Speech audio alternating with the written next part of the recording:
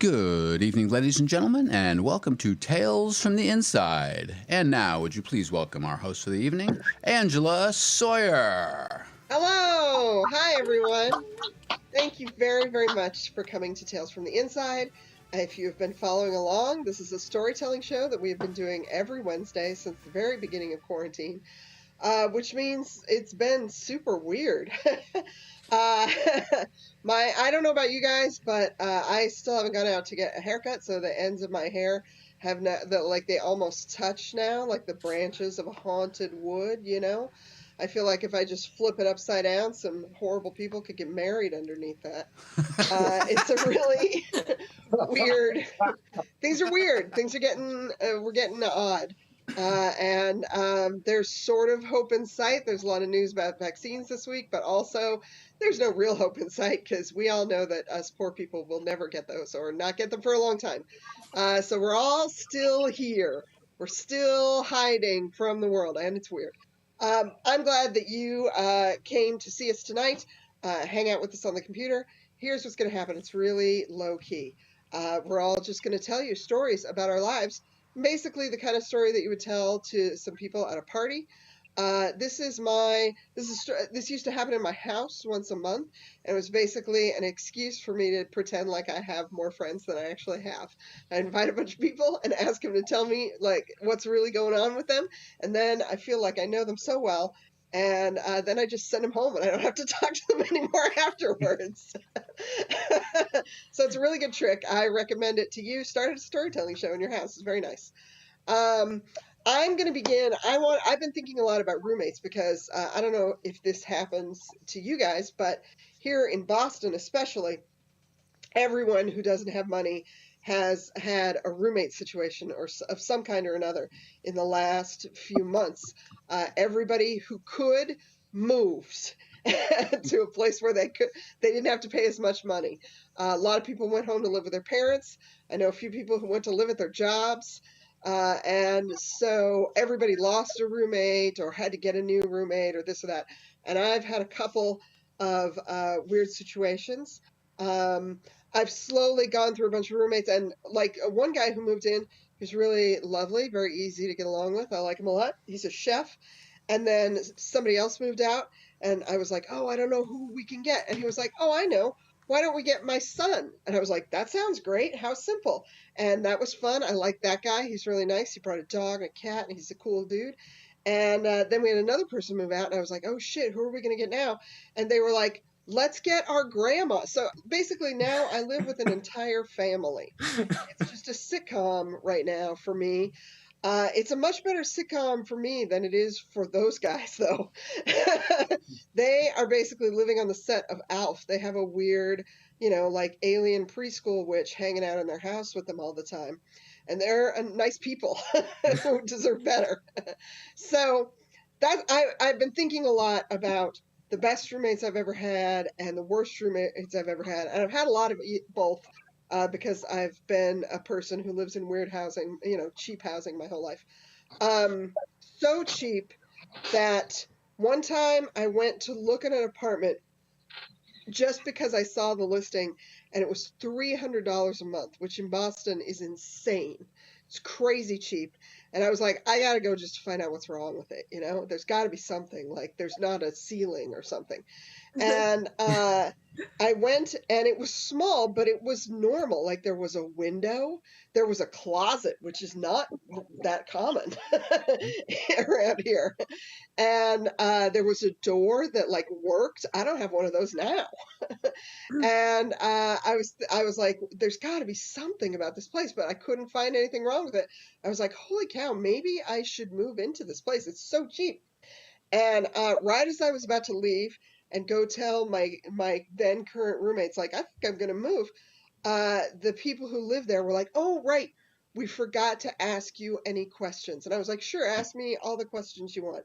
And they were like, okay, are you allergic to anything? Because we are allergic to shampoo and beeswax and chocolate. Everyone in the house. This is a house of like 8 people. And I was like, that's odd. How did you guys find each other? And they were like, no, no, no, no, no, everybody has that. And I was like, no, they don't. And they were like, yeah. It's really, beeswax and chocolate are super bad for you. And they're, beeswax is in all shampoos. So none of us have shampoo anywhere near the house. And you can't bring it into the house. And I was like, I'm beginning to see. I'm beginning to understand. So I didn't end up moving into that place. They also asked me, some more reasonable questions. They asked me, what have you been doing for feminism lately? And I was like, oh, maybe you don't know, but I don't own a dick. I don't have one. I thought that did the trick some of the time. Like, maybe not all of the time. You do have to do stuff, but some of the time it's supposed to be the thing that you do. And I don't know if they realized I am a very spectacularly unfeminine person. That's the reason I grow my hair into the branches, because I do get asked. So big glasses and long hair and cardigans make a difference. They make a difference. They get you through the day. Okay, so the most entertaining roommate that I have ever had is a guy named Django. He was not a spaghetti western. He was a real human being. Very nice guy. He was a drummer. And I lived with him for a few years before he did anything that I thought was weird. He was a jazz drummer who got fired a lot. And I was like, that's super normal and not a big deal. He was a good dude. He was very funny. He was very sharp, and I liked him. He would always get fired because he was really into doing Tai Chi instead of doing work. And so, like, he got a job at the supermarket near our house, and they found him one day in the aisles, and he was, like, sitting on the floor and, like, lying down, putting cans on the shelves. And they were like, you can't do that. You have to stand up. And he was like, why? They were like, go. He had a job for a while as doing like cleanup stuff around a local university. Not a janitor exactly, but just like helping out and stuff. And he would just walk off the job every once in a while, and people couldn't find him. And after a couple months, they found out that he was just doing his Tai Chi routine in the courtyard of the university. And they were like, not really what we expected. So he was a fun guy and perfectly reasonable, and I liked him a lot. And then he got too weird for our house. He was very upset about his son, I think. And so he started having some trouble and started hanging out with this guy named John the Baptist. Like the famous guy, John the Baptist. But this guy is not the famous one, because that one's been dead a long time. Started hanging out with this guy who just told everyone that he was John the Baptist. John the Baptist was not religious. He just called himself that, and he had a dog that had no name that he took everywhere. I know that's a lot to take in. It was for us, too. So, our roommates started being friends with this guy who just had a weird name, and we're like, I guess that's fine. And then John the Baptist started doing some things that were really intense. We lived on a street, just like a regular main street here in Boston, and we lived across the street from a fire station. And there was no stoplight, but it was there was an intersection, a little one, and a fire station. And John the Baptist thought that there should be a stoplight there. So he started showing up every day unannounced and directing traffic in the middle of the intersection right in front of our house. And then the guys at the fire station would yell at him to go away. And he would run into our house because he knew we lived there. And he always had a dog with him. And he didn't it wasn't like a community thing where he asked a bunch of people and thought, got a bunch of people on board and wore a reflective vest or something like that. He just would show up and start waving at cars, and cars mostly listened to him, to his credit. So after several weeks of this, the firemen started to notice that whenever they yelled at John the Baptist to run away or to go away, he would run into the house across the street. So they started following him into our house.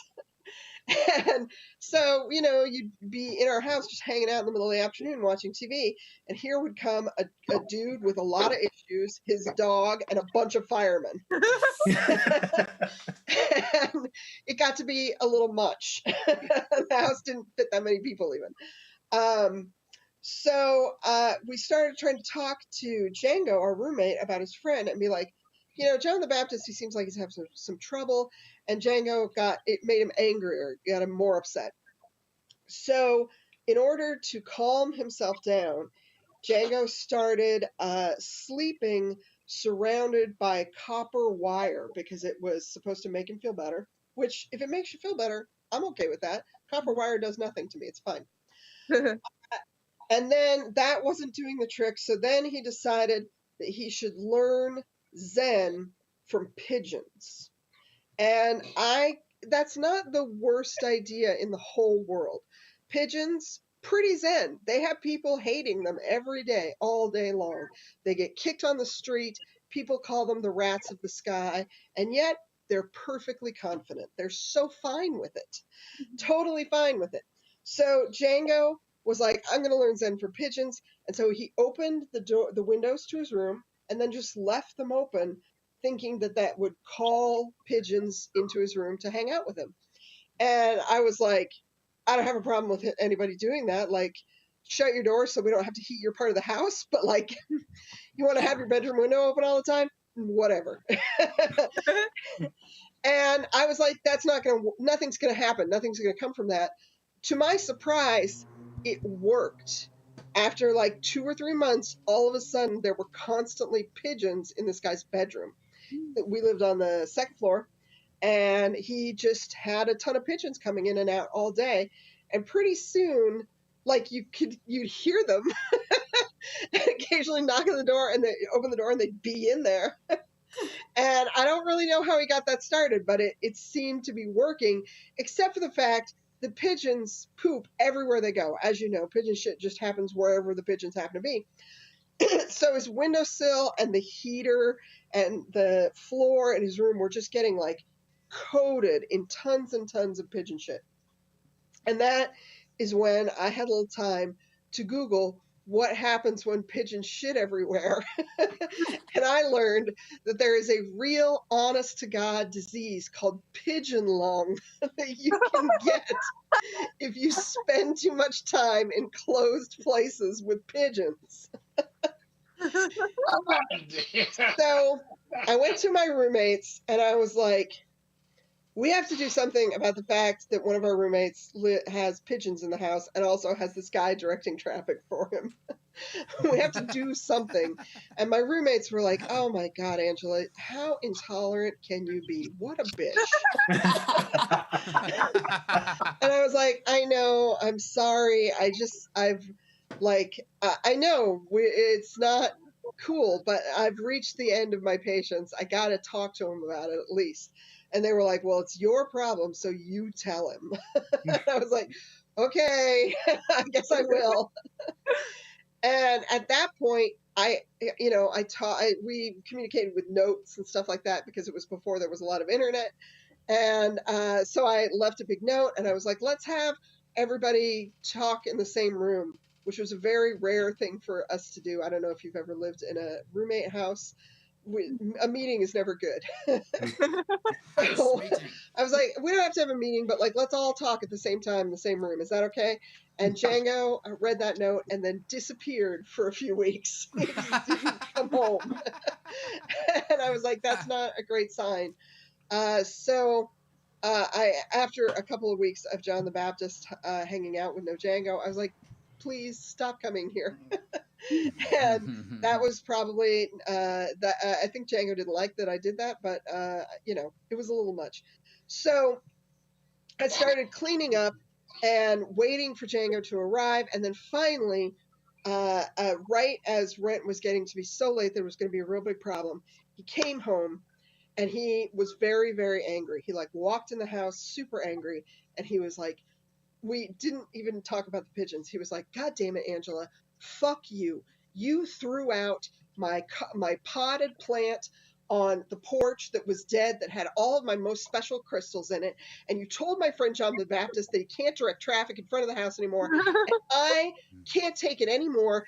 And I'm gonna karate chop you. And he then put his hands and prepared to karate chop me into some sort of oblivion. The thing I think that saved me in that moment, because it is a weird thing to have somebody do to you, but I knew that I had a solid 150 pounds on Django. And I was like, he might be able to hurt me, but he will not be able to obliterate me. I'm too much, like I weigh too much. So I was like, go ahead, come on, if you're gonna hit me, let's do it. And he just got mad and ran upstairs and took all of his stuff and threw it out of the window. That house was not super dramatic most of the time, but I lived there a long time, so it was not the only throw things out of the window incident we ever had. But it was pretty severe. And we found Django a place to go live, and he ended up moving, and it all worked out in the end. He was mad at me for a very, very long time after that. The epilogue to the story is after he moved out, like months and months later, one day I was talking to some of my other roommates who still live there, and we were saying, man, that was kind of crazy when we had that guy who lived here with the pigeons and stuff. And I was like, I told you guys that wasn't okay. And they were like, whatever. And they were having fun, and they were like, do you remember the thing with the bike? And I was like, what thing with the bike? And they were like, do you remember when Django got his bike stolen and then found it? And we'd all had our bikes stolen at one point. There was a little rash of neighborhood bike theft, and we got hit along with some other people. And I was like, I remember when everyone's bikes were stolen, what happened? And it turns out Django one day had been walking down the street somewhere, just in town, and he saw a guy riding what he thought was his bike. So he tried to run up to the guy. The guy was like stopped at a light or something. He ran up to the guy and he was like, hey, buddy, that's my bike. My bike was stolen. That's my bike.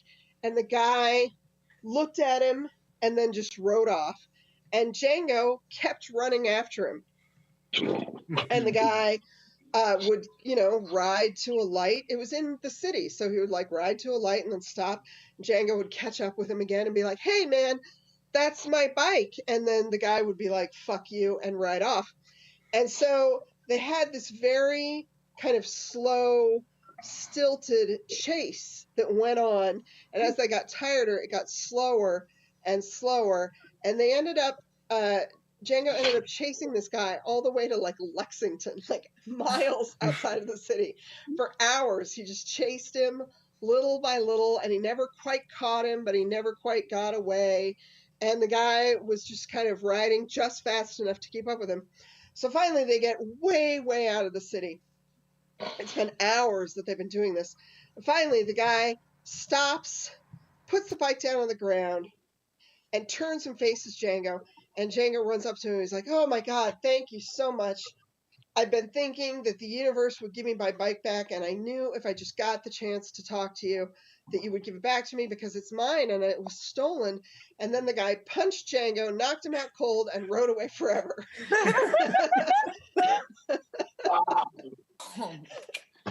And Django walked home and was like, I found my bike. And at least for a minute, he was right. So that is my story of roommates. And I hope that you guys have all had good roommates or lived in very comfortable mansions by yourself if you wish. We've got a great show for you. I'm very excited about everybody who's going to talk to you tonight. Some super funny people, some of my favorite people. I only invite people on the show that I actually really like, and that is my favorite part. And I can't wait for everything you're going to hear from them. So our first performer for the evening, she's fantastic. I've been meaning to have her on the show for forever, and I have been having trouble making it happen because I'm disorganized. But she has been nothing but lovely, and she used to come to all the mics and shows around Boston before we all stopped doing that, and I hope we will all do it again. Please welcome the very, very funny Alexandria Cartwright. All right. right. Yeah. Thanks for having me, Angela. I really appreciate it. Can everybody hear me okay? Yeah. All right, great. Yeah. So for context, I'm originally from Florida. I grew up there, and I moved to Boston about a couple years ago. And the main reason why I moved is to just get away from my family. So the pandemic's been going great. Um, I don't know how I'll ever go without seeing my family for Thanksgiving. um, but even though I've been doing it for the past 5 years, but yeah. I made the mistake of calling one of my family members once. I called my aunt like a couple months ago just to, I don't know, try and have like a human connection or something. And then I think the conversation was basically like, um, I I talked to her and said that I felt that I might have been like overreacting to the pandemic just because I didn't have the perspective of, being like 40 or 50 years old and having lived through like other events in history. And so I was like, oh, so what has your experience been like? I mean, you lived through like the Vietnam War and everything, right? So you must have some perspective. And she was like, oh no, this is like nothing I've ever or anyone who's currently living has ever experienced, and I think we should all be very afraid. And I was like, oh well, that's comforting. And she was also like, I don't feel like I'm 60 years old. I still feel like I'm 16, and time is just passing really quickly. And time is just like so disorienting. I don't really know what to do. Um, and so yeah, she was just sort of like pouring anxiety into me during the phone call. She also said that I told her that I had been doing comedy before the pandemic, and she was like, "Oh, that's interesting because I've never thought of you as like a funny or humorous person." And so I was like, "Yeah, this is the reason why I moved to the other end of the country. Thank you very much." So, I grew up in Florida, but I've lived in Boston for a couple years. But I actually vote. I vote in Florida still because I never updated my registration or anything. It was actually something that was initially out of laziness, but then I like sort of convinced myself it was a strategic thing because it's like a swing state. So, no need to thank me for my heroism or anything. But I voted in Florida, absentee, and so my but I moved in September, so my voter registration was still for my old apartment, and I had to, but I waited too late to update it. And so like for this election, basically what I had to do was early vote and then like take an Uber to my old apartment on the other side of town. But I didn't have like the best relationship with my roommates. So like partly because of the pandemic and partly because of sort of the tension that existed in the house, they actually didn't let me go inside. So I had to just like have one of my old roommates basically text me when my mail-in ballot arrived. But so I think it was like maybe October when my first ballot arrived. Like my roommate texted me that it arrived in the mail for me. And then I called an Uber to go down. The Uber driver, like we listened to, I think we were listening to like Radiohead on the way to my old apartment, and then we just got into this like really like in-depth conversation about Radiohead. So I assumed that he was like a safe person, and then I started talking about Trump like in a sort of complaining tone, and it turns out he was a hardcore supporter of Trump.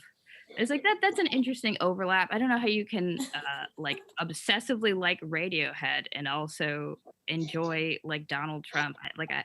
I don't know. I kind of wish I'd gotten to have like a deeper conversation with him just to understand where he was coming from. But anyway, I got to my apartment and I opened the ballot, and you know, I was like feeling really good. But I don't know. Yeah, I don't know what it was, but I like on the first you know, the first question obviously is like you know, who do you think should be like the president of the United States? I don't know. I just saw Trump's name, and then I like bubbled in next to it. Like I voted for Trump on the ballot by accident, because my brain just like glitched, and I was just like, oh, I know that name, and then like and then I immediately like realized what I'd done, because it's like I you can't just like request another ballot like really simply, because it's like the county that I'm registered to vote for in Florida. You actually have to like send paper mail to the like county of elections to like request a mail-in ballot or any updates to your registration. So like basically like me fucking up and like bubbling in the wrong president meant that like I needed to contact the county of elections like by mail, ask for a new ballot in Florida, and have it sent from Florida to Boston. And you know, like, and it was like 10 days before the election or something like that. And so it was just like I was just like I'm such a fucking idiot. Like I can't believe that I'd done this, especially just because like I like social media and everything. I was just being inundated with stuff that's like, this is the most important election of our lives. You know, voting is like the most important thing that you can do as like, you know, a citizen of the United States. Like if you don't vote, you know, then like you're an asshole, basically. So it was just like very stressful situation.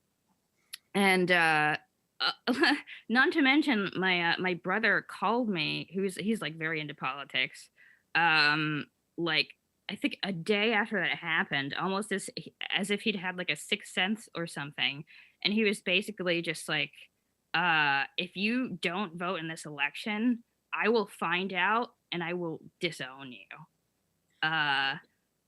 So yeah, there's just like a lot of pressure.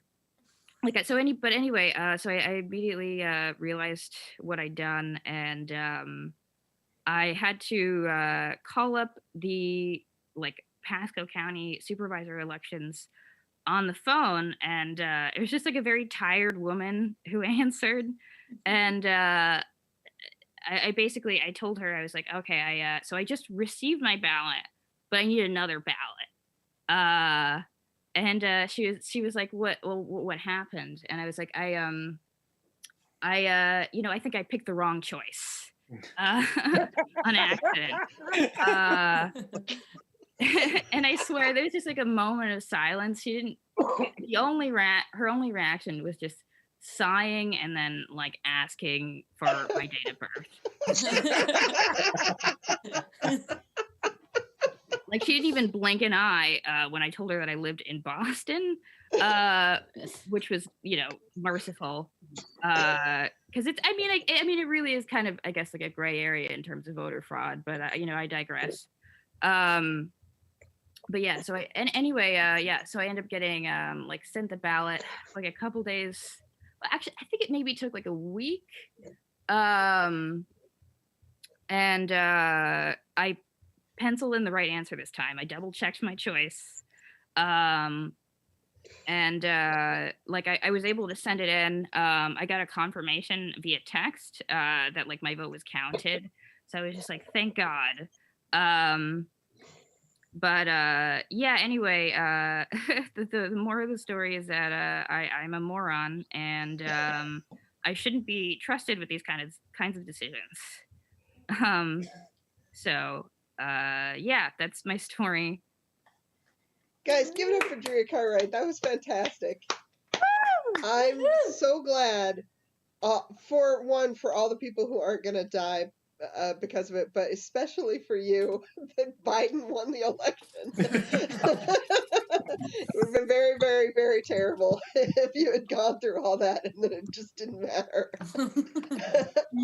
I want to tell you guys, this was the first election. I'm 50 years old.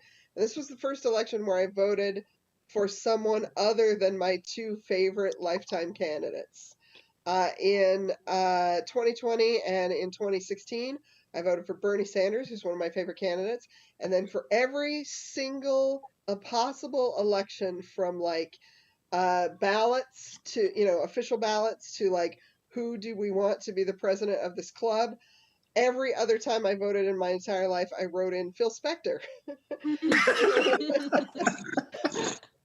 Because I like records clearly more than human beings.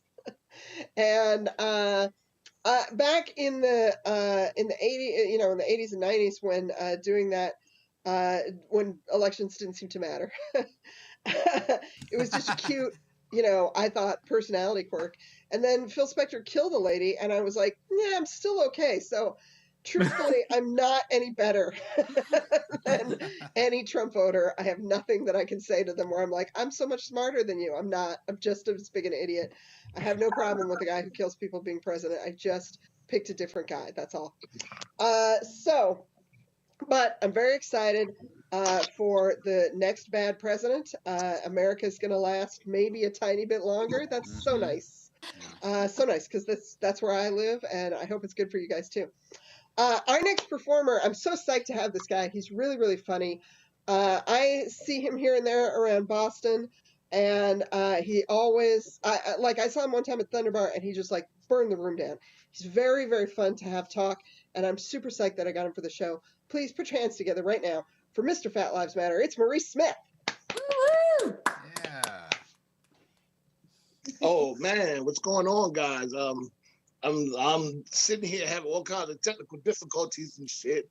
I was in a spot that was too dark because I got a little cubby hole. I got kids here, so they sleep. But tonight, fuck them kids.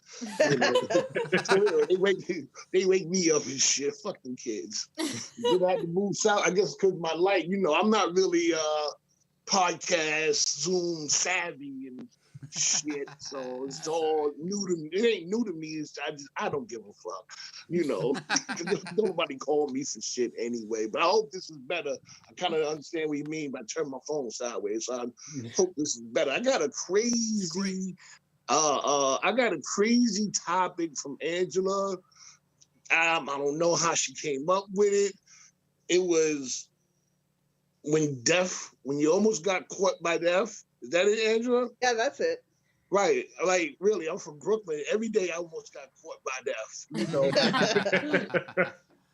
So I live in Brockton. Every day I get caught. But if I have a bad fart, I might die. I'm 53 years old. Every day it's me getting. In fact, listen, it ain't even me getting caught by death. If I could dodge death every day, shit. Oh man, some people be like, "Oh man, it's a blessing to wake up." I don't know. It's a blessing just to get through the day. Also, everything is close to death for me. I sneeze too hard, my head hurts. I don't know. I don't know, but. I have a story about when I almost got caught by death because a lot of crazy shit happened to me growing up in Brooklyn. And I grew up in Brooklyn, I grew up when the pre-crack baby era. Crack had just came out, so there was death everywhere. And I grew up in a family that hustled. Like everybody in my family, my father was a big time. Back then it was the number runners and the drug dealers, and that's what he was. He was a number runner and a drug dealer. So all my cousins were gangsters and hustlers. I was just too stupid to get into the game because I could never do nothing right. They give me a package to sell it, weed, and I'd go smoke it. So I don't know. I try to make money off of it, but I can't sell it and smoke it. It's like trying to give a monkey bananas. So I'll never forget. Back in them days, the numbers, that's what they called it. What you guys know at the lottery, we call it the numbers. Back in the hood, back in in the 80s and 60s and all that, 50s, 60s, 70s, 80s, 90s. So I'm standing outside the number joint, me and my cousin. And these two big Italian guys come up and one pulls out a knife like this long. And he's like, what the fuck? He grabbed me by my throat. I thought I was a tough guy. I'm like, what the fuck? He grabbed me so hard Like all the toughness went down to my sneaker. And in turn, all the bitch came out of me. I'm like, my cousin ran. So I'm there by myself. But he went to go get help. He went to go get backup. So that was a time when death almost got me. I didn't take enough shit. I've been shot at a few times. Yeah, unprotected sex. Oh, death almost got me back in there. You guys are laughing. You guys are laughing. If you had unprotected sex in the 80s, that was like, fuck COVID. COVID wasn't even out yet. Unprotected sex in the 80s, that's like going to Walmart and licking the shelves during quarantine. Like, you had unprotected sex in the 80s? Yeah, luckily I didn't catch anything. The death almost got me, though. Now, I think the one thing now is just trying not to kill myself because I'm so bored. You know? It's like, I mean, I got into this comedy thing years ago, and then I stopped, and then I got back into it, and I'm flowing. I'm going to the comedy studio. I'm starting to get invited. I was at the Thunder Bar, like Angela said. I was at her spot over on Dorchester Ave. Then all of a sudden on March 13th, they're like, don't come outside. You know what I felt like? It felt like, the bully. You know how the bully used to beat you up and then tell you can't come outside for the rest of the summer? That's what it really felt like. Like the bully was Corona, and I got just locked in the house and nobody to do nothing. I'm sitting here with my fiance, who is my wife now, and she got on my fucking nerve. She still does. She's in there sleep now, so I can really talk about her real good. Cause no, she got jokes. She worked through the whole pandemic. She works in drug rehabs, helping people. And she doesn't work in the ones that are classy and fancy and shit. She worked with the Mass Health people. If you know anything about Boston, she worked with the people that come off from Mass Ave down by City Hospital. If you know anything about that area, it's fucked up. And there's some fucked up people, But one day she called me from work, and I'm like, what's going on? She's like, how you doing? I'm like, I'm doing fine. It was strange. I'm like, I'm doing fine. What's up? She's like, well, last night while you were asleep, I saw a commercial, and it said to call your elders and make sure they okay. Check in on the elderly, because I'm older than she is. I'm like, you ratchet motherfucker. No good, dirty motherfucker, you. I found myself on Tinder trying to find her a side piece. I was like, fuck. Like, fuck you. You want to play like this? I can have fun with it, too. I think I got her a date, too, but the guy didn't show up.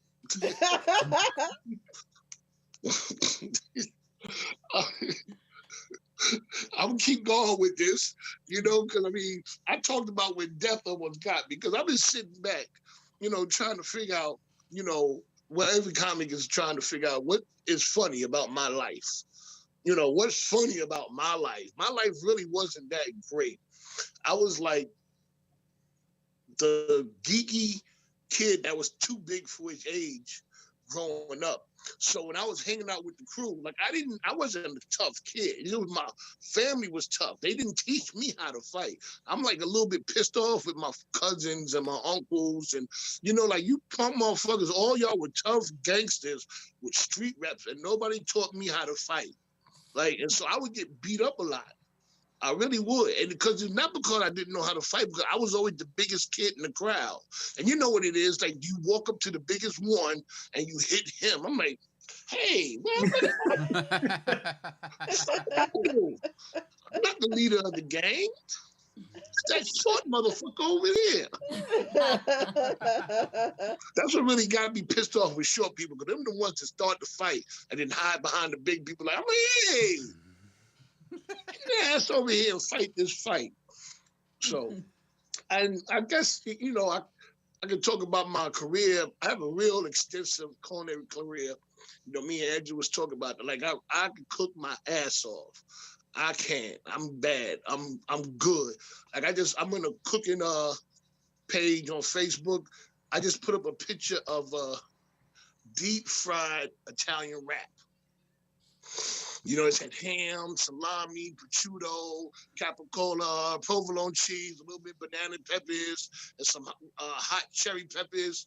Put in a wrap, put some skewers, deep fried, take it out, cut it, get that cheese all ooey gooey. That's some good shit, you know. So I can cook real good. But people don't realize, like, my cooking is not your cooking. It's because people want to compare their cooking to me. You know, oh, I bet you can't make macaroni and cheese better than me or this better than me. You know, because, like, people ask me, do you fuck up? I'm like, yeah, but my fuck up is a real fuck up. Like, when I fuck up, I fuck up. But my first month on the job, you know, because I went to culinary school. I was a good cook before school. School just took me over the edge. So my first month on the job, I had to make the most simplest thing for a party. And I fucked it up. I fucked up the garlic bread. How do you fuck up the garlic bread? Like, I've been making garlic bread since I was 12. You know, I didn't know that the butter they gave me already had garlic in it, and I put more garlic in with the butter and put it on the bread. But this is not like I fucked up garlic bread for 5. The party was for 800 people. Oh. No, 400 people, I mean. So I had 650 pieces of garlic bread that I had to throw away, because you don't make the garlic bread until last. You know, because it's so simple. You throw it in the oven, you know, the butter melts, it browns, pull it out, put it on a speed rack. I'm ready to go. And the chef come out. I was proud of my garlic bread. I'm like, yo, chef, taste my garlic bread. He tasted and started spitting it out. I'm like, what? He like, taste this. And it was just like it felt like if whatever vampires feel when they get around garlic, that's what it tastes like. Like, I was like, oh my God. Oh. So I had to throw away 650 pieces of garlic bread. Yeah, you know. And I can tell you another time that I got close to death, when death almost got me, because I was working in the cafeteria and I had to work the fucking salad bar.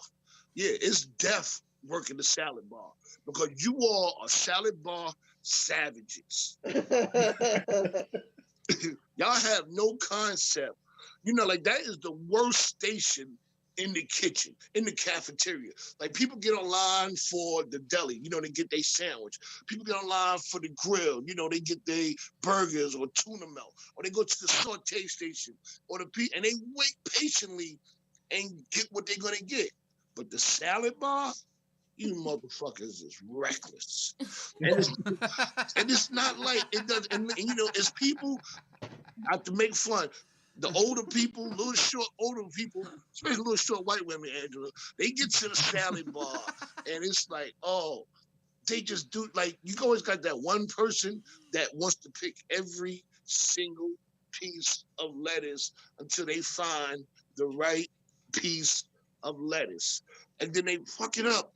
They put spinach being the mesclun being the romaine's in the yogurt. You got buffalo chicken in the beets. You know what I'm saying? You got raisins all over the place. And it's like, oh gosh. And I can tell you another time death almost got me. I'm gonna beat somebody up. I'm ready to fight at the college, because I hate working in the kitchen in colleges. If you think the office buildings are bad, you college students are worse. I hate you. I wish your parents would come and get your funky ass and take you home. It's like you walk into the cafeteria and you just sit there for hours and eat and eat and eat. And like, I'm on the line, now I have something like chicken broccoli and chicken broccoli and ziti. You know, something good like that. And spaghetti and meatballs or whatever. And it's like, it'll be a line all the way. And it's the same people getting in line. And they get an attitude with me. One guy was like, my parents paid for me to eat here. No, your parents pay for you to get the fuck out the house. They didn't pay for you to eat here. You know, your mom and dad is at home right now, walking around the house butt naked, happy you don't have to fuck out. All right, they having sex on the stairs right now. Okay? They in your room having oral sex with each other. Yes. They have no respect for your bedroom. You talking about your room look the same, but it got a funny smell in it. Well, I don't know. So let me see another time. Yeah, another time that death got me. I'm a Knicks fan. If any of y'all are sports fans, I don't know, but that's definitely too. Been to a couple of rap concerts. They weren't bad, but I was doing security at a concert. A bunch of people I didn't know called the Local Palooza out in Worcester. Right now, I'm like one of the few black guys because it was rock and roll. Stained was there. It was some guys with a mask on. Was it not Rage Against the Machine? I don't know. And then like the headliner was Buckethead and Primus, you know, and like I had never been to a concert with a bunch of white folks. I didn't know that you guys make the little center muddy and just start fighting each other and punching each other in the motherfucking face for no reason. And women are on top of other guys flashing, and I had a water gun. I didn't know that you all do that. I thought you all had civilized concerts and rap concerts where we just throw money in the air and smack a bitch once in a while. You know, it was bad. I didn't know that you guys do all that shit. And someone tried to get me to go, they call it a mosh pit. And they tried to get me to go on the mosh pit. I'm like, no. It's okay. It's not where I'm from. So, to the Alexandria before me, you know, we're not surprised to hear that about Florida. I don't know if you guys saw it on Facebook or whatever, but the meme that says, if Florida keeps fucking up the vote like this, they deserve every single tornado and hurricane that they get. So listen, that's my time. I'm out, and I hope y'all enjoyed it, man. Thank you so much, Maurice Smith. I'm so glad the death hasn't gotten you yet, because honestly, I look forward to all the times that it almost gets you in the future.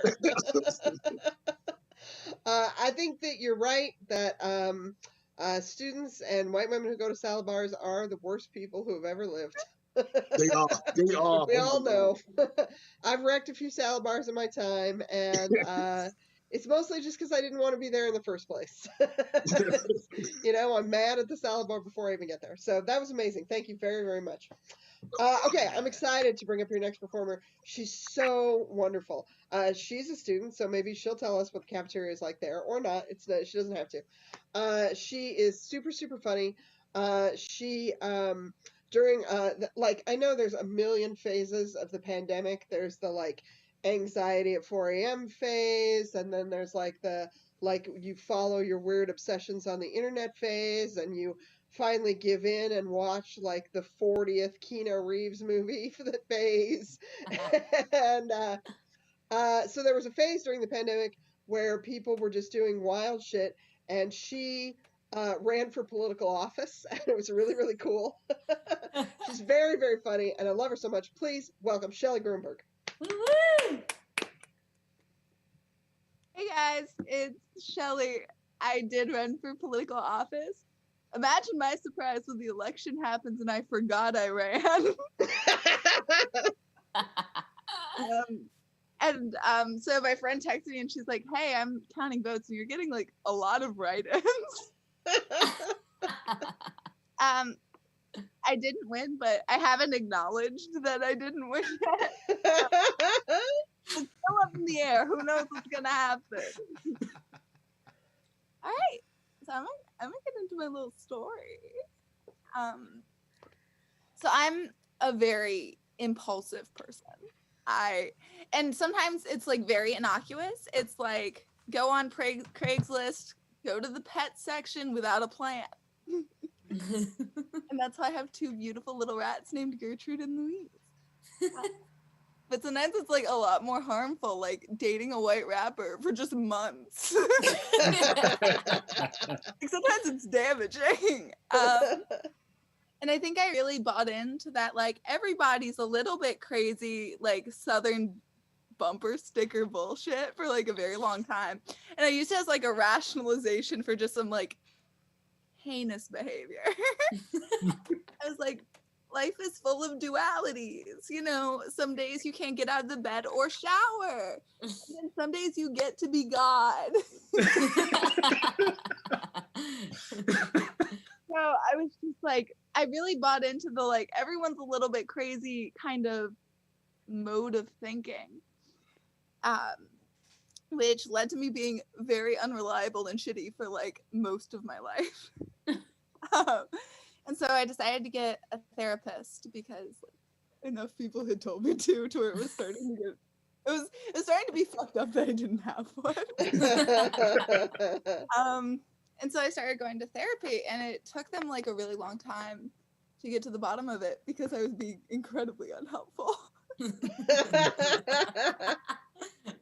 They're like, "How are you feeling?" And I was like, "Wouldn't you like to know?"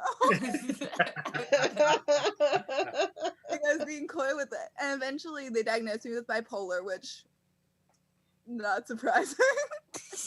And so it was a lot to process, you know. I, like, didn't tell anyone for, like, a very long time. I was super private about it. And I kind of, like, refused to accept the diagnosis, if that makes sense. Just because it's so stigmatized. Like, I think especially, like, with bipolar men too, obviously. But with bipolar men, it's like geniuses. Whereas with bipolar women, it's like unstable, bitch. And it was really hard to process because I definitely was. And I continue to be. But this is gonna sound weird, but seeking help for my bipolar didn't make me less of a bitch. I think it made me more of a bitch because I can get out of bed each day. Know where I need to be and be a bitch. Like, I have the motivation to do it more, but I don't know. I started slowly kind of processing it, like, starting to tell people. But I still wasn't taking the medication I was prescribed. I still was skipping therapy pretty regularly. I wasn't taking it seriously as I should have. And I told my mom. And I was like, "Mom, it's kind of weird how bipolar is genetic. And yet, I am the only person in the family with it." And she looked me in the eyes and she was like, "Yeah, that is pretty weird." And then she proceeded to get in her car, drive to the liquor store, and punch a doctor in the sternum. And this isn't serving as, like, evidence that my mom's bipolar. It's evidence that my mom's epic. And I don't think I was going to accept that something bad would happen if I didn't get help until something bad did happen. I broke my hand. So, it's the case of the Kavanaugh hearing. I have to say, every TV, it's just like, a predator is going to be on the Supreme. Like, everywhere I looked, and I was feeling very hopeless and anxious and just freaking out. And I stomped my little Doc Marten boots into my dorm room. And I was really pissed off. But my breaking point was when I had a little bit of trouble taking off my jacket. That's what fucked me up. And I just, with everything in the hearings, I got mad, so I explode. I wind up, I don't know how to make a fist. That's important later. And I pound the door as hard as I can. And I just full stop break my hand. Yeah, boxer's fracture on these 2 knuckles. And if you're ever trying to not be mad anymore, break bones in your hand.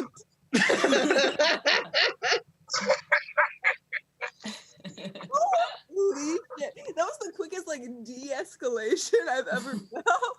I was like, I'm so pissed. pissed. I have to let all my roommates know. And then I was like, I am hurt. But yeah, so I got pretty injured in a very feminist way. Breaking my hand during the week of the Kavanaugh hearings is the wokest thing I have done and ever will do. But yeah, so I think that's kind of where I realized maybe I should go to a doctor. Like, about the hand, obviously, but about other things too. And I was like, maybe I need help. And it's like, yeah, like putting on my pants, but with other shit too. And so I sought out help. I started taking my medication. And I am just okay now. You have no idea how much fucking money I spend to be just fine. Just do like normal shit. But yeah, I'm better now. And all that's left of unmedicated Shelly is a bunch of old like Kanye West style Facebook posts like big things to come. The last of me. And I'm happy. But yeah, that's my story. My prompt was a time something inside came to the outside. Nice. Give it up for Shelly. Yeah. That was so good. Thank you. I do not have a therapist yet. I have had one once. My particular mental health problem is that I am a very angry person. Whatever, we all are. And when I come home from work is when I'm the worst. I come home from work, and if I park and anything teeny tiny goes wrong between the minute I start to park and the minute I get in the house, I just like come in like a tornado and lose my shit. And so my roommates all know that I just can't be talked to. And it's mostly fine. There's something about like when I'm done with everything, there can't be any more. And I lose my shit every time. So every time I come home from work, I go insane, and we have a nice hole in the wall of our hallway from me just opening the front door to come inside. Just going wham when I come in for no reason. Set the tone. So I probably need a therapist, but I do not have one. I have had one once, and that was a long time ago in the late 80s when I was 18 years old. Here is what happened. I left home before I graduated from high school, moved into an apartment, and it's very hard to get an apartment when you're too young to really do that. So I found this place that was willing to get me a regular adult apartment, even though I was not technically a regular adult. But they said that I had to have like a certificate that I had been to see a therapist. And I was like, well, how do you get one of those? and it was a long time ago. It was the late 80s. So there was no, like, therapy was not as cool then as it is now. And it was really like getting therapy through health insurance was very unusual. So I made a bunch of weird phone calls and went to see a bunch of weird people in offices. And they gave me a therapist to go see. And I was like, great, I'll go see this person and I'll talk to them and then I'll get my little piece of paper and then I can move into this place. And because there were so few therapists like on call through the state, I got assigned the therapist from the state prison. Yay! I got the jail therapist. That's who they gave me. That's all they had. And I don't know if you know this, but guess who doesn't care about your 18-year-old problems? Who doesn't care that your parents don't like you? It's the prison therapist. That's who doesn't care. He would look at me and be like, you haven't done anything. You've killed no one. You're so boring. So the good news about going to see the prison therapist is that like 3 sessions and you are cured, because you haven't done anything. You haven't killed anybody. Parents are both still happily alive. And so you go and you're like sad in front of them for 20 minutes and then you're all set, cured for life. So the good news is I'm very healthy, and it's all going pretty well. Okay, I've got a couple more performers for you. I'm very excited. They're super great. So your next performer, he did me a huge favor by just like showing up right at the last minute tonight, and I'm so glad because he's very, very funny, and I'm super psyched to have him. He is a great comic around Boston. You can often see him as part of Pick a Side Stupid, which is still happening during the pandemic on Zoom. And give it up right now for the wonderful Nick Martucci. Hi, everyone. Reposition myself a little bit. So, jumping off what Shelly was talking about, we get all of our mental disorders from our parents and their parents and whatever people came before them. And I've gotten real bad stuff from them that I didn't realize was from them originally. It's just sort of you grow up and you're like, oh, that's why my grandmother was always saying life is shit, but what can you do? Bipolar and depressed.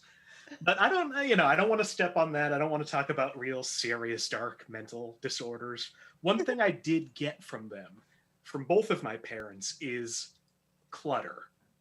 Like, I'm not a messy person, There's not like garbage all over my house, depending on what you think garbage is. But like the Merriam-Webster definition of garbage is not all over my house. I try to pick up my stuff. I don't leave like rotted food out. I just have stuff. And I have so much stuff. And I didn't realize that growing up, that my parents just had stuff. We had we didn't have a huge house, but we had a big enough house that we could put our stuff separated enough that you didn't realize how much stuff was there. We had a basement. And in that basement, you couldn't walk around because there were just boxes in boxes of things. To this day, I don't know what they were. I think they're in my father's new garage. In North Carolina, we grew up in the Boston area. He took a U-Haul and took unopened boxes and moved them to his new house, which I can relate to. I left my mother's house when I was 23 years old. In 2013, I left my mother's house and moved into a house with a bunch of roommates. And that lasted a year. Then I moved back home for a few months. And then I moved in to my current place with my girlfriend, where we've been since 2014. I have boxes unpacked right now that I packed originally at my mother's house to move to the new house with the roommates. They have survived 3 rooms at this point. They aren't opened, but I don't want to get rid of them because what if I need what's in there? I don't know what's in there. Every once in a while, I open one of the boxes and think, oh, there are the dollar cheese cutters I got from Target when I worked at Target. I might need those if I have a party. And they all go back. I think one of my problems is I just started getting really into collecting stuff. And collecting stuff is just finding a way to make yourself believe that your hoarding will be profitable someday. And this started at a young age for me. I was like the right age when Beanie Babies hit big. I got my first Beanie Baby in like 95, and it was the first and last one I ever got that I was allowed to take the tag off of. Because you need to hold on, you need to keep the tag in mint condition, because that's what's going to put you through college. We had a purple Princess Diana Beanie Baby in a case. Oh my God. And I don't know what happened to that. I know it's not worth anything. That was my first experience with knowing that if you hold on to something, it doesn't end up being worth it. And you don't hold on to it hoping that maybe the value will come back around. You just hold on to it because now you've had it long enough. You can't get rid of it. Right now in my mother's house, there's a box of unopened Beanie Baby toys from McDonald's circa like 99. Those are never going to get open, never going to get used. My grandmother died like 4 years ago and lived in a nursing home. And she had so much stuff in the nursing home that when she died, we had to clear it out. And most of my mother's siblings didn't really want anything to to do with all of the stuff. So my mother took it and put it in her basement to sort of sort through and, you know, get rid of here and there, sell some stuff, put some stuff away. And I know when my mother dies, I have to get rid of my mother's stuff and my grandmother's stuff now, because it's still in her basement. Again, unopened. She has VHSs unopened. So I started like collecting stuff. One of the longest I don't know, runs I had of collecting stuff, I would collect DVDs, starting from when DVDs really started becoming big. I think I got my first DVD player at like 12 or 13. And since then, I'm like, well, I have to own all of the movies now. And just kept buying and buying movies I've owned for 10 years and have never watched or opened. Movies that I've watched, gotten rid of, years later wanted to see, they weren't on streaming, I bought the DVD again. I'm talking, of course, about Austin Powers and Goldmember. So, and that seemed like a weird thing to me, because I didn't think, oh, that doesn't really come from either of my parents, until I realized growing up, my father, he didn't like buy movies, but what he did do was steal HBO and pay-per-view and throw a VHS in and just tape whatever was on the channel until the tape ran out. Yeah. And then mark the tape with these 3 movies that fit on the tape and put it aside in a little cabinet and never watched it again. Which was great, because that's sort of how I got to find all those dirty movies growing up. Not knowing what the movies were, I knew, well, striptease, that has to be good. And there's something about pausing a VHS that was recorded off of HBO to really sort of make you work for it, I guess. But now I have thousands of DVDs, and I don't want them anymore, but I don't know what to do with them. I'll take like boxes of them, and I've taken hundreds of them to different like thrift stores and video stores and stuff, and tried to sell them, and you bring them in 200 movies and they give you $50. And I do that, and then I come home and there's still stacks and stacks of movies I'm never going to see, but I don't want to get rid of at this point, because even though I have 7 different streaming services, what if the movie that I want to watch isn't on that streaming service? I'm not going to spend $2 from Amazon. I spend $80 on streaming services. And I'm not going to watch the movie that I own because I can't figure out which shelf and which room it's in. So I'll watch something else on Netflix. I'll go and binge Parks and Rec for the 3rd time, 4th time. So now I'm just in a room right now of just stuff.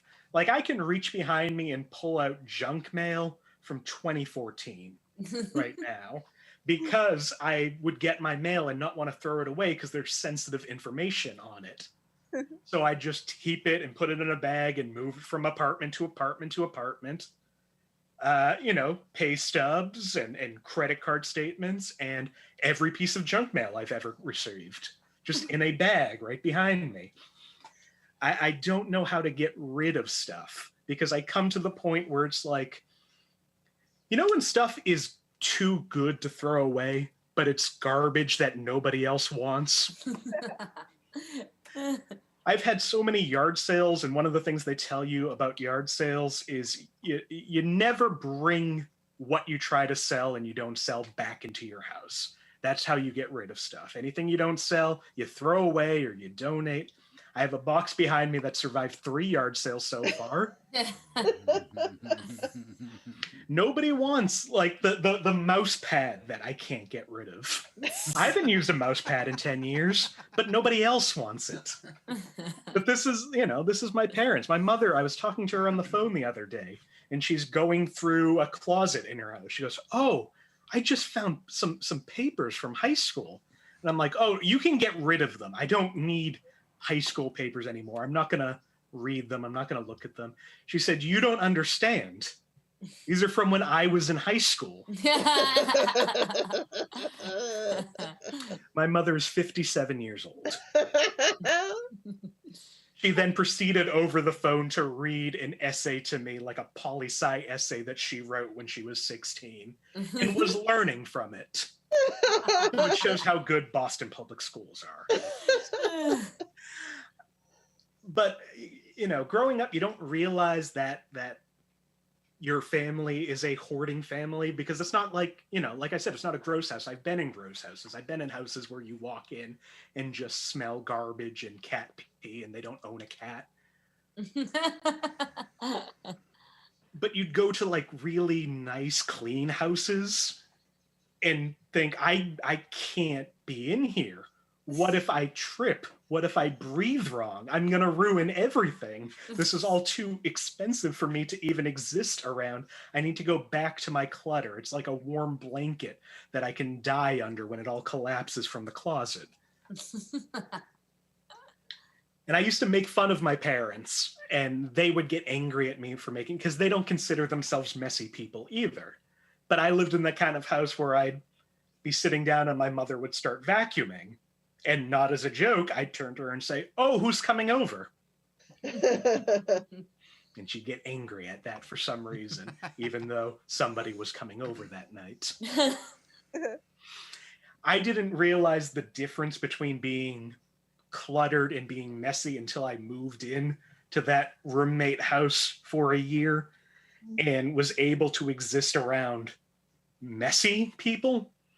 Like, I lived in my room and I shut my door and I just had unpacked boxes around me, and that was fine. It's my room. I can close the door. I had roommates who, we would have our shoes lined up by the door, the front door. And every once in a while you'd go and be like, "Oh, why is there an apple in the shoes?" You'd walk through common area. Whose underwear is this? Nobody's having sex in here. Whose underwear is this? I had a roommate. She had a tendency to just leave her food out when she wasn't finished with it. So she made macaroni and cheese one day on the stove and didn't finish it and just let the leftovers sit on the stove. So I don't know how long you consider a reasonable time to let somebody leave food out before you say something to them. I don't know if it's like a day or two, a week. She left macaroni and cheese on the stove, and 2 days later moved to Washington, D.C. She was living with her boyfriend, who she then broke up with in this house, and just fucking bolted, and then called him up and said, "Hey, can you pack my stuff for me and leave it on the front lawn and my parents will pick it up?" So that's the kind of, we had this little cupboard, this little, you know, pantry area that was right next to my bedroom. And you could, as the year went by, you could smell something going on in the house. And we had no idea what that smell was. It was just something. And eventually you ignore whatever that smell is. And if you have somebody over, you're like, "No, walk past it real quick and we'll go into my room, we'll shut the door, everything will be fine." We started to notice that there was a problem. Well, I started to notice there was a problem when I was in my room and I had white walls, and one night my white walls started vibrating. It's because these little white flies were lining the wall. And just, you look from far away and you just see buzzing just all over the wall. So I'm in my room with my light on because I then can't sleep. And I'm like, well, if I leave the light on, they'll go there and not into my mouth. So I didn't know what to do about it, but the smell still was there. And it was there until about 2 weeks before we moved. And again, this smell had been going on for months. 2 weeks before we move, we're cleaning out everything. We go to clean up the pantry and we open the door and you get that big whiff. And it's, oh, the culprit is in here. And buried beneath everything in the back of the closet was a bag of now liquid potatoes. Oh. As far as I know, nobody in my house bought potatoes. I never saw potatoes being eaten. We were never at a loss for potatoes, but we had a nice potato puddle just right near my room. Oh. That's when I knew I had to never live with other people again. I live with my girlfriend. It's great. She's the reason I'm sitting in this room because she made out a space on her desk so she could sit down. So now I'm sitting at her desk, knowing that if I look behind me and I move out of the way, there's a fan on this desk back here I've never plugged in. I don't know if it works. I don't know if it was hers or mine. I have a poster right here from the 2008 movie Happy Go Lucky, signed by the director and the actor. It's in a broken frame. It's been in a broken frame for 7 years. Never been hung up. This is what I live in. I don't know if you've ever heard Loot Crate. Loot Crate is a subscription box of geek garbage that I paid for 2 years. They'd send you a box every month of just random objects based on a theme. And again, I don't know what's in here. Apparently, there's a Lego dimension of Cyborg from the Justice League movie. That's going right back on the floor. I will deal with that eventually. We've been in quarantine now since March. And in March, we made all these plans of the things we were going to do now that we had some time at home. It's November now, and that list is still full, but somehow we also have some puzzles. That's what I have. Thanks so much. Guys, give it up for Nick Martucci. That was so good. Many things that you said resonated with me, Nick. I collected records for a long time. That's what I did with all my time from age 20 to about age 45 or 6 or 7, somewhere in there. I at one point owned like 20,000 records, which sounds unbelievable. The way that you measure records when you have that many of them is if you turn a record out, and I mean a vinyl music album for anybody who is like, what are you talking about? They're like this, they're this size. If you turn it like this so that you just see the edge and you put that up against a stack of records, that's about 100, maybe a little less, maybe it's like 80 and change or whatever, but you can guess that that's about 100. And so if you wanted to measure, you just go across your stacks with a record and count how many, and that's how you know when you have 20,000 that you have to count until you've lost count. 20 times. And I love doing it. I'm a huge proponent of, if you're going to go down a rabbit hole, go until you don't know where you are anymore. That's the point of them. Go until you wish you had been born another human being. That is what they're for. So I still love music, but in 2015 I did an unthinkable thing. And if you had asked me even 6 months before, would I ever get rid of the records, I would have been like, what are you, crazy? This is my coping mechanism. This is how I survive. This is the medium by which I relate to other human beings safely. And the records were what helped make me most of my life decisions. I based them on, I decided whether or not to go to grad school based on a 4 freshman record, and I decided who to date based on what records they liked and what records I liked. And I was a complete freak for it. And in about 2015, I realized that I had gotten old enough that I couldn't, I wasn't just my parents' kid anymore.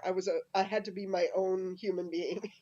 And this isn't the only reason. There were a lot of reasons, but one of the main ones was I realized that I couldn't blame my parents anymore for my personality. I had to just be whatever personality I had come up with at this point. And that meant that the records that I owned were not going to augment my personality enough to make me better. At some point, most people who collect records, they will tell you, and I would too, that the music is the reason, and that's not wrong, but also everybody who collects records heavily is making up for a terrible thing that happened to them when they were younger. You know, like everyone who does it is somebody who got just like broken in half at some point during junior high. And you know, like people who collect records were never on the varsity of the high school. They were never like the really happy cheerleader. They're always the people who just like didn't fit and just ran up against the world and got smacked. And then they were like, oh, there's this island of misfit toys I can live on. And the price, the rent to pay for going and living on that island of misfit toys where I feel at home and where I belong is just to buy every single piece of recorded music and decide which of them is right and which of them sucks. And like, that's a fun project and it takes a long time to finish. But at some point I had decided on which things sucked and which things didn't for all of the things. And it's fun to be like the master of your own domain and be like, these are all the things that are good and all the things that are not here are not important. But eventually I realized that one, I was going to be homeless because I had spent so much money on records. And I had a couple wake-up calls. Like, I got interviewed for a book about people who were into records, and the guy who interviewed me for the book called me a hoarder. And I was like, I'm not a hoarder. I'm a collector. There's a huge difference. And he was like, you can't walk through your house, can you? And I was like, well, no.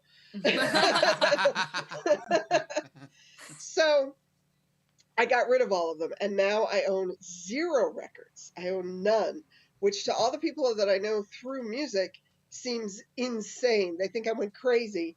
I did the record collector equivalent of just like throwing away all my money on a Porsche and a wife that's too young. And now I just live in a house with a bunch of posters. And it's a very weird scene. So I just want to tell you, Nick Martucci, that you can throw all those things away. Even just one. Like if you throw away that broken poster behind you, tomorrow you'll be like, holy shit, I could do that again. And before long, you will own no furniture and it will be fun. Angela, it's signed. I know. Yeah, I understand. Every once in a while, I'm like, that I could get back that like edition 1 of 1 $300 cassette box I bought. I could probably get that back. Yeah, it's a crazy world. Okay, to take us home and make us all feel like we belong tonight, there's nobody better to close out the show than the very, very funny performer that I have up for you next. She's so great. She's an amazing storyteller. Some people are naturally good at this, and she is totally one of those people. I love having her. You're going to love her to death. Please welcome Jessie Rigo. Thank you. Thank you, Angela. Also, Nick, your story, extremely relatable to me. My dad, he's a toy sculptor, so he also collects toys for no reason. And it was like a problem that he used to hide from my mom, but like it was probably every single payday, just like a trunk full of what looked like a Toys R Us robbery gone horribly wrong, and just would continuously put it in a fucking room that turned into another room until my dad actually built an addition of the house to have another room to keep all the toys in addition to so many DVDs, just like yourself. At one point, we had 5 copies of Batman Begins, and 2 of them didn't work, and I checked, and we kept all of them, and they're still to this day all in my house. So I myself had also collected a lot of DVDs. So the way that I got rid of them was I just moved across the entire country with no money. So there was just no way to get them there, really. And that's just how you get rid of stuff if you're looking for like a really fast way. But then the moment I got here, I ended up going to Amoeba, RIP, and I literally dropped like $250 on DVDs. The catch, I no longer owned a DVD player. So like I straight up already had 2 racks of DVDs in there, like completely unusable. Just a little about me, but I'm actually going to pivot to what I wanted to talk about today. I kept going back and forth whether or not I wanted to like say the theme up top or at the bottom, because I don't know which would make this story any fucking crazier, but I think I'm just going to save it for the end. So let's get into it. It starts depressing. It's depressing in the middle, and then it ends funny. Okay, here we go. So I've been sick like my entire life. I have no immune system to speak of whatsoever. In the 4th grade, I actually got pneumonia for like 5 straight months. I was out of school. They had me hooked up to like all of these fucking crazy machines, like oxygen machines and stuff I would have to breathe into at night and stuff. And my dad decided to like the way that probably he coped with it, but also forced me to cope with it. He just kept telling me that I sounded like Darth Vader and that was like really cool and good. But I'm like 11, so it wasn't that cool. It was like, I'm dying. My doctor actually ended up saying that he was like, I've never seen someone who is so young be so affected by pneumonia. Like basically what he got around to saying is that I had like the lungs of a 75-year-old at this point. I was coughing like a full seal, like 4 octaves below my speaking voice. It was like I had hit puberty, but only in my lungs, like only in my vocal cords. It was really horrifying. So this doctor is like, yeah, she is like, she's affected by this as if she's somebody much older, which my mom said totally made sense, because my mom has always said I'm a super old soul, which really the only basis of like truth she had for that is because my favorite show as a kid was Price is Right, which is fucking weird. Like it is just so fucking strange to be a 10-year-old being like, I know the price of every toaster oven on the market, like within the past 10 years. And to this day, you point to any toaster oven, I can give you like a terrifyingly close price estimate. So the pattern of sickness, though, that never really ended. I was always just like, I call it like, you know how people say in between jobs? I'm like in between sicknesses at all times. Like if I'm currently healthy, I'm just waiting for the next one. So I was out of school a lot when I was a kid.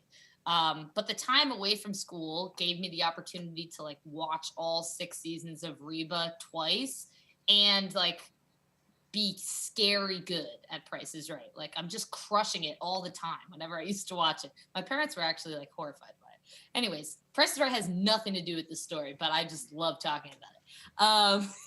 So what was I going to say? Okay, so at the time, my entire life, I went to the same tiny school. I went to this little tiny private Christian school, super, super, super Christian. So everybody just kind of knew each other. Like everybody knew the penchant for sickness that I had in the way that people know everything about you when you grow up together in a small town. So like they see you in your adorable little kid phase. They see you in your awkward phase. They see you in your ugly phase, then your hot phase, then the phase where you keep getting arrested for shoplifting and marijuana possession, and then back to ugly, because that's just like the way nature works. So in junior year of high school, we all got assigned this insane theology teacher. And that was also what was nuts, is like, even when you were 7 years old, you always had Bible class no matter what. So this became really crazy because this guy was actually a zealot and like a scholar. And this dude wanted a bunch of 16-year-old kids to basically memorize the Torah. Like that's literally like the first 5 books of the Bible. He had us read all of it. And then we would be tested chapter by chapter on the fucking Bible. And for midterms, we had like this huge unit test that was going to cover every fucking detail that happened within those first few thousand pages. We were 16 years old. So as you can imagine, people were like wildly desperate to get out of this midterm exam. So also I was going to say that here's what they came up with. So a lot of people suggested, let's all pretend to be sick so that the test is postponed, which, let's pause for a moment.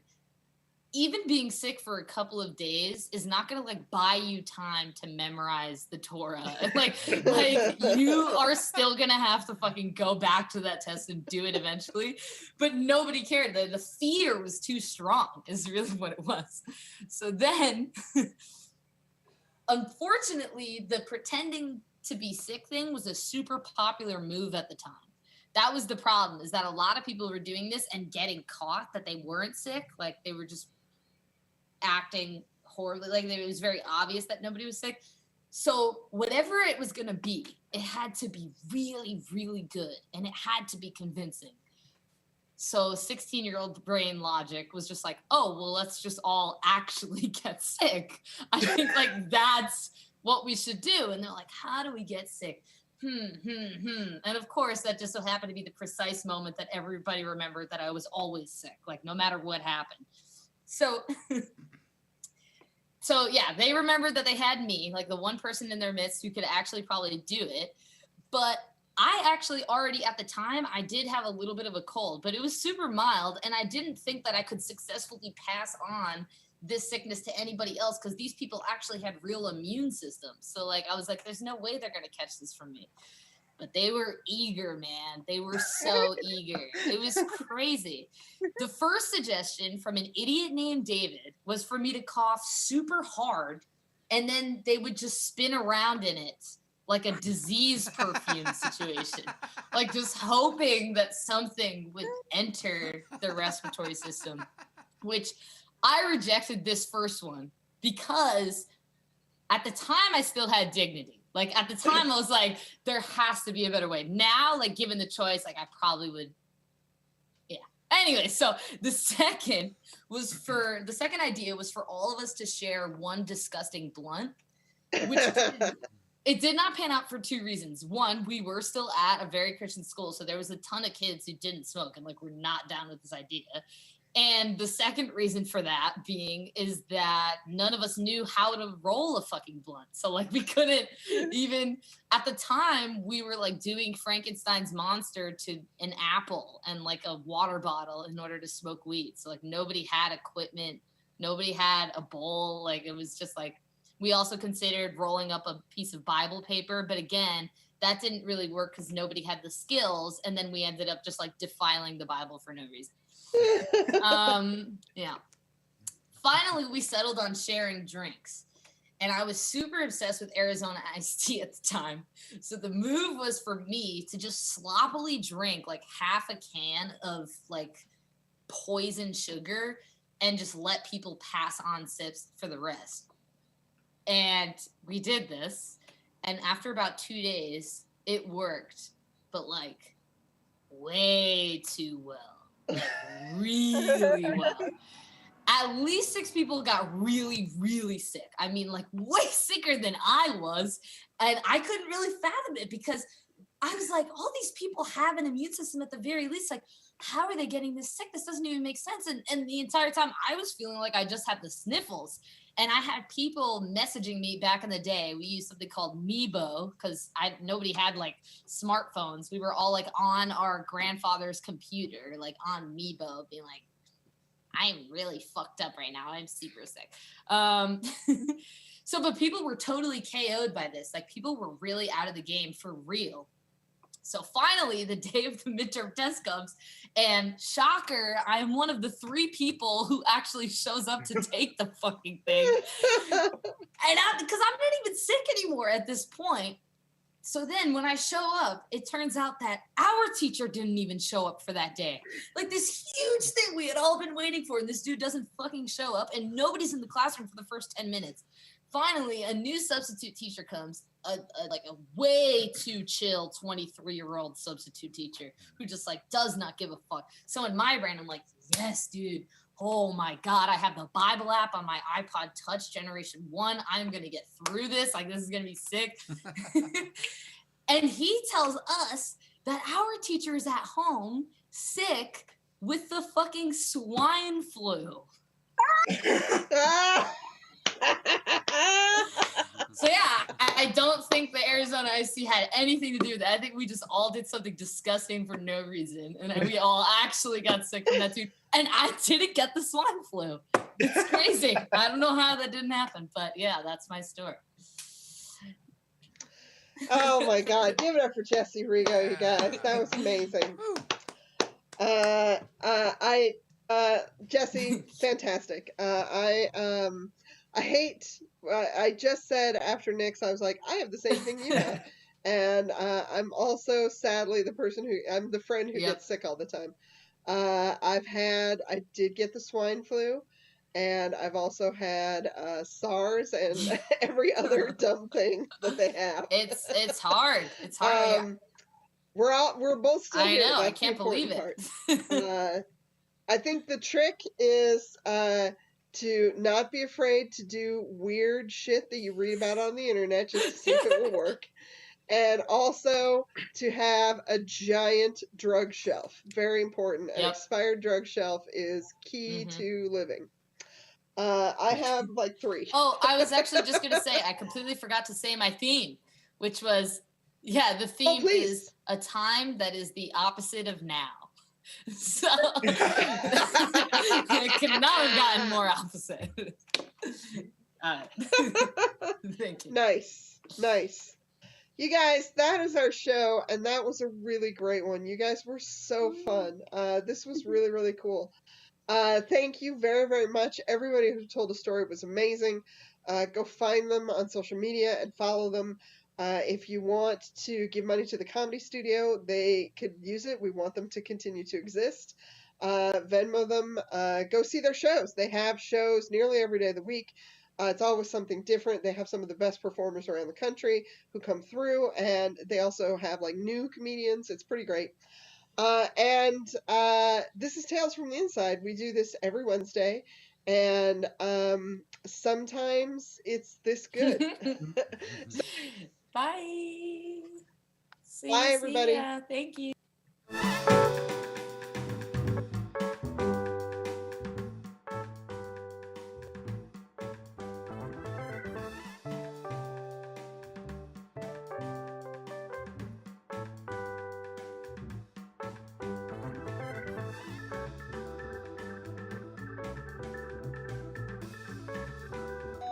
Ooh, pizza's here.